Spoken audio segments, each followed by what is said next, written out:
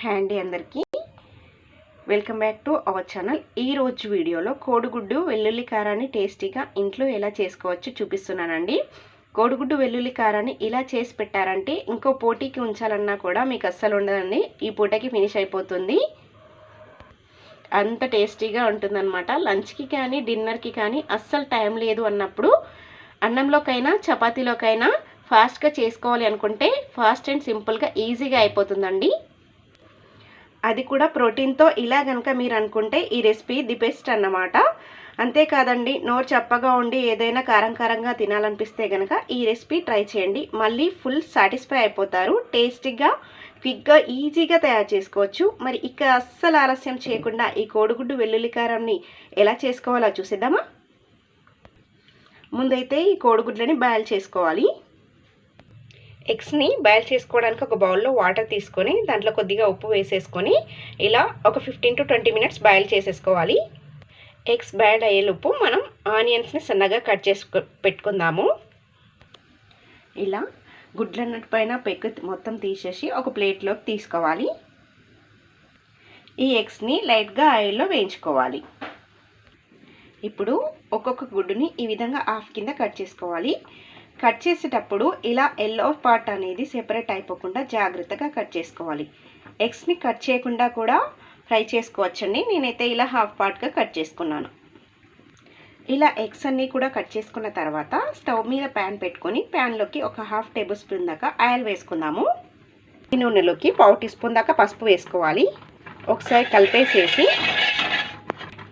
ఇప్పుడు ఆయిల్లోకి ఎగ్స్ని వేసుకొని ఫ్రై చేసుకోవాలి. ఇలా 2 సైడ్స్ కూడా ఎగ్స్ని తిప్పుకుంటూ మంటని లో ఫ్లేమ్లో పెట్టుకొని వేయించుకోవాలి. ఇలా వేయించుకున్న ఎగ్స్ని ఒక ప్లేట్లోకి తీసుకొని పక్కన పెట్టేసుకోవాలి. ఇప్పుడు ఇదే ప్యాన్లోకి 3 నుంచి 4 టేబుల్ స్పూన్స్ దాకా నూనె వేసుకోవాలి. నూనె తగ్గించి కూడా వేసుకోవచ్చండి. కాకపోతే ఈ రెసిపీకి ఆయిల్ కొంచెం ఎక్కువ పడితేనే టెక్స్చర్ అనేది బాగుంటుందన్నమాట. నూనె వేడెక్కిన తర్వాత ఇందులోకి ఒక కప్పు దాకా ఇలా సన్నగా తరిగిన ఉల్లిపాయలని వేసి బాగా ఫ్రై చేసుకోవాలి.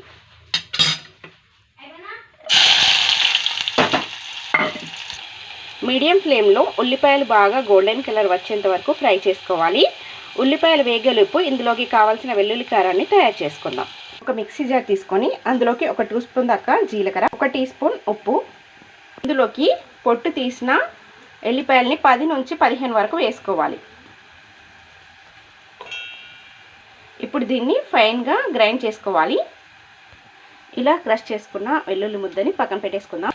ఇప్పుడు ఉల్లిపాయలు బాగా వేగిపోయాయి కదా, ఇందులోకి వెల్లుల్లి ముద్దని యాడ్ చేసేసుకుందాం. పచ్చి వాసన పోయేంత వరకు ఫ్రై చేసుకోవాలి.